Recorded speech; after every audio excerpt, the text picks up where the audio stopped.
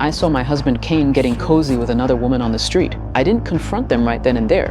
When Kane came home, I brought up the idea of having a baby, hoping to save our marriage before it completely fell apart. But he got really irritated. After I kept trying to talk things through, he suddenly shoved me hard and I hit the floor. I looked at the man I'd been living with day in and day out, and he felt like a total stranger. The same guy who once swore he'd protect me forever. How did he turn into this? I let go of every last hope I had for our marriage. That night, I made up my mind. I was going to make Kane pay for betraying me. The next morning, after Kane drove off, I trashed the living room. I drew my own blood, splattered it around the house, poured the rest on the floor, then wiped it up. After that, I grabbed a blunt object, smeared my blood on it, and tossed it into the fireplace to burn. When everything was done, I picked up a heavy rock, walked straight into the lake, and disappeared.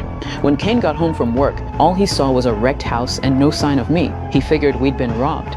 He searched the whole place but couldn't find me. Instead of being worried, he actually felt relieved. Me being gone was exactly what he wanted. He had no idea that the second he walked through that door, he'd already stepped right into my trap. The police showed up quickly. We hadn't lived here long and didn't have any enemies. Kane lied to them, saying I was probably grabbed by some robber. After a thorough search, the police noticed only the couch and coffee table had been disturbed. Everything else was untouched. A clothes iron that was still on proved I'd left in a hurry. They also found blood on the cabinet. Other than that, there was nothing unusual.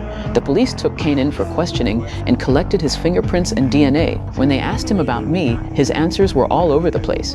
He couldn't even remember my birthday. That raised some red flags. A day later, there was a major break in the case. The police determined the blood on the cabinet wasn't from a natural splatter. It was way too far from the stove, which didn't add up. They also found a letter with a special marking hidden among Kane's personal belongings. Kane told the police that every year on our anniversary, we'd play a treasure hunt game. The police suspected I'd left the letter as a deliberate clue. Kane followed the instructions in the letter to his office, where he found a second letter. This one told him to look for a small brown house. Late that night, Kane secretly went to an abandoned cabin.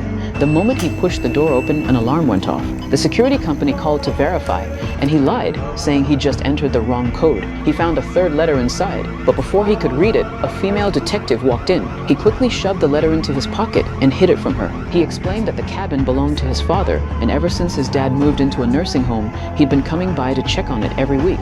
The detective asked if this was the brown house mentioned in the letter. He denied it on the spot, insisting it was a blue cabin. The police had their doubts, but without solid proof, they had to let him go.